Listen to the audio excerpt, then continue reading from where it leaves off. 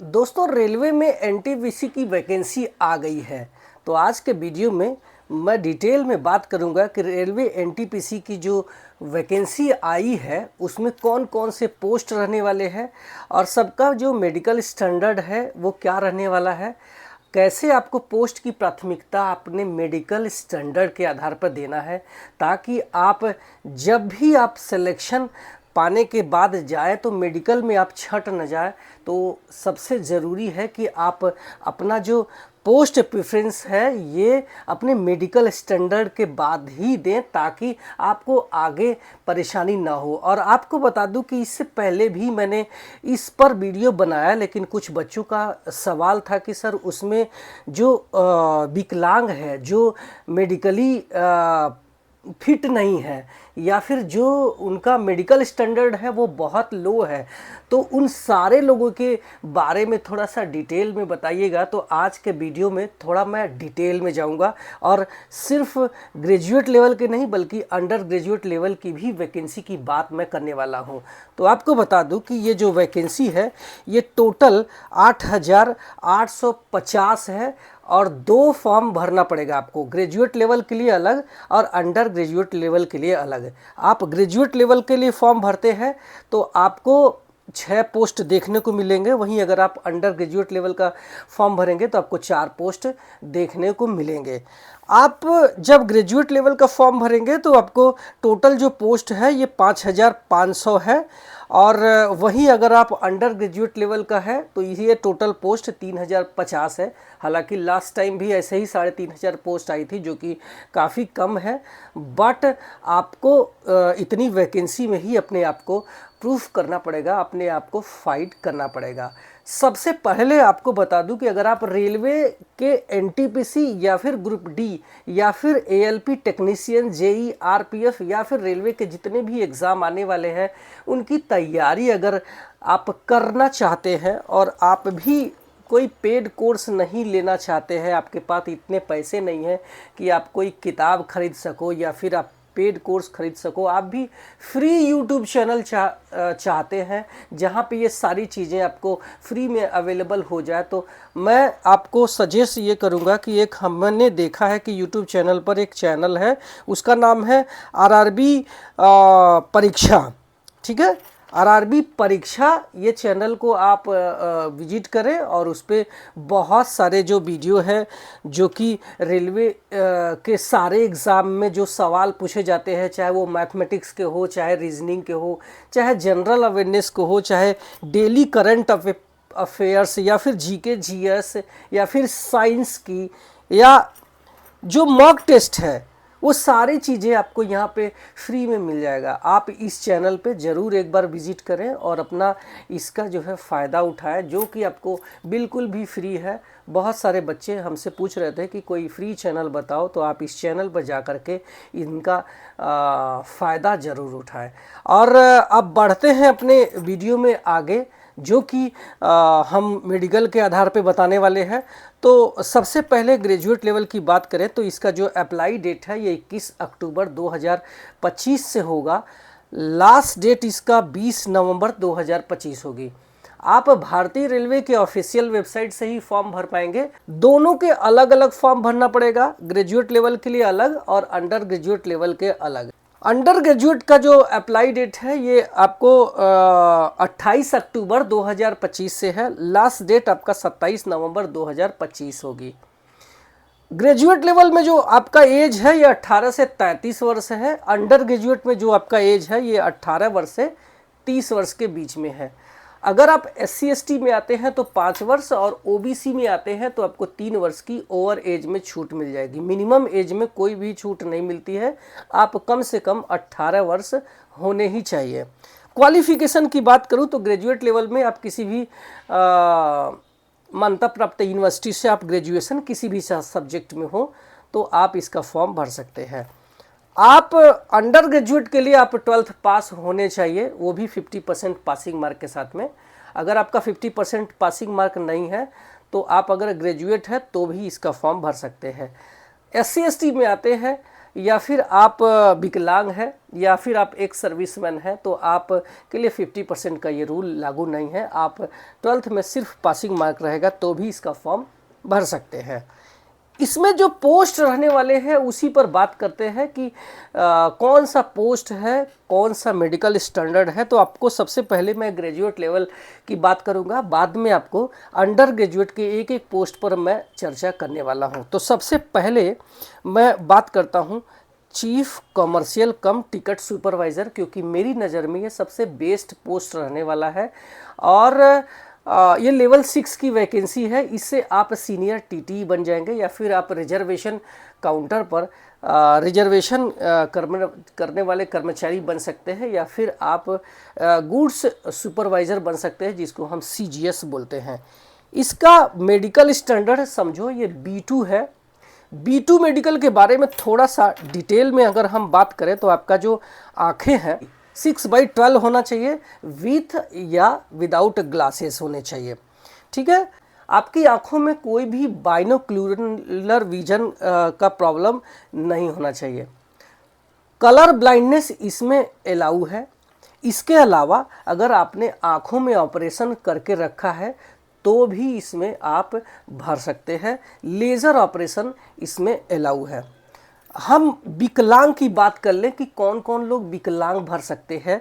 तो आप अगर विजुअली इम्पेयर्ड है, मतलब अगर आप आँखों से देख नहीं पा रहे हैं, तो ये पोस्ट आपके लिए नहीं है, आप इसके लिए एलिजिबल नहीं है, आप नहीं भर सकते हैं। वहीं अगर आपको हार्ड ऑफ हियरिंग, अगर आपको सुनाई कम देता है, या फिर आप गूंगे बहरे हैं, तो भी इसका फॉर्म भर सकते हैं। ध्यान रखना, लोकोमोटर डिसेबिलिटी में आपका 1 आर्म और 1 लेग, और एक साथ में 1 लेग और 1 आर्म अगर है डिसेबिलिटी, तो भी इसका फॉर्म आप भर सकते हैं। ये B2 मेडिकल का स्टैंडर्ड है। इसके अलावा अगर आप बौना है यानी ड्वार्फिज्म है, तो भी इसका फॉर्म भर सकते हैं। इसके अलावा आप अगर लैप्रोस्कोपी क्योर्ड, यानी अगर आपको कुष्ठ रोग से आप पीड़ित थे बट आप अब सही है, तो इसका फॉर्म आप भर सकते हैं। ये हमारा किसका था, B2 मेडिकल, जो कि आपका किसके लिए है, चीफ कॉमर्शियल कम टिकट सुपरवाइजर। सेम यही मेडिकल क्राइटेरिया आपका अंडर ग्रेजुएट के लिए भी है, जो कि कॉमर्शियल कम टिकट क्लर्क वाली पोस्ट है, CCTC बोलते हैं। इससे आप जूनियर TT या फिर TC बन सकते हैं, और उसके अलावा आप टिकट विंडो पर भी कर्मचारी बन सकते हैं। तो एक हो गया ग्रेजुएट लेवल में, दूसरा हो गया अंडर ग्रेजुएट लेवल में, जो कि इनके जो मेडिकल स्टैंडर्ड है B2 होता है। अब बात करते हैं अपने अगले पोस्ट की, जो है जूनियर अकाउंट असिस्टेंट कम टाइपिस्ट, जो कि ग्रेजुएट लेवल से है। वहीं अंडर ग्रेजुएट लेवल से है अकाउंट असिस्टेंट कम टाइपिस्ट। इनका जो मेडिकल स्टैंडर्ड है ये C2 होता है। तो C2 मेडिकल का जो स्टैंडर्ड है वो देख लो कि आप फिजिकली कैसे होने चाहिए। तो आपका जो आंखें हैं चश्मे के साथ या फिर बिना चश्मे के आपका 6/12 होना चाहिए, 6/12। नियर विजन आपका 0.6 होना चाहिए, और विथ आर विदाउट ग्लास। हम विकलांग की बात करें, फिजिकली डिसेबल का, तो लो विजन वाले इसको अप्लाई कर सकते हैं। ध्यान रखना मैं किसकी बात कर रहा हूँ, जूनियर अकाउंट असिस्टेंट कम टाइपिस्ट, वो भी ग्रेजुएट लेवल के, या फिर अकाउंट असिस्टेंट कम टाइपिस्ट अंडर ग्रेजुएट लेवल का। ठीक है, इसके अलावा आप अगर डीफ है, गूंगे है, या फिर आप बहरे हैं, 1 लेग या फिर बोथ लेग, आपके दोनों पैर भी नहीं है, तो भी इसका फॉर्म भर सकते हैं। इसका पोस्ट प्रेफरेंस में ध्यान रखना। लेप्रोसी क्योर्ड, यानी अगर आप जो है कुष्ठ रोग से पीड़ित थे, अब सही है। इसके अलावा ड्वार्फिज्म यानी बौनापन है, तो भी एसिड अटैक्ट पीड़ित है, तो भी आप इसका फॉर्म भर सकते हैं। इसके अलावा मल्टीपल डिसेबिलिटी है, तो भी इसका फॉर्म भर सकते हैं। और C2 वाले मेडिकल में भी लेज़र ऑपरेशंस अलाउ है। सबसे अगला पोस्ट देखते हैं, ये है हमारा सीनियर क्लर्क कम टाइपिस्ट, और इसके अंडर ग्रेजुएट में देखेंगे तो जूनियर क्लर्क कम टाइपिस्ट है। ये वाली पोस्ट में आप देखेंगे तो आपका ब्लाइंड है तो भी अपने फॉर्म को भर सकते हैं। इसके अलावा लो विजन है तो भी भर सकते हैं।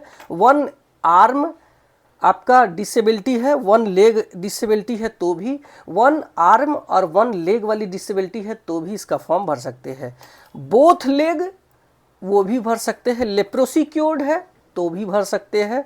ड्वार्फिज्म यानी बौनापन है तो भी भर सकते हैं।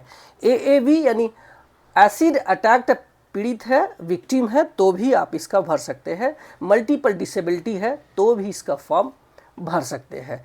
तो अगर आपके पास किसी भी प्रकार का डिसेबिलिटी है तो आपको ये क्लर्क वाली जो पोस्ट है इसमें आपको पहले नंबर पर रखना होगा। उसके बाद आप जो है दूसरे नंबर पर जूनियर अकाउंट असिस्टेंट कम टाइपिस्ट रखना होगा।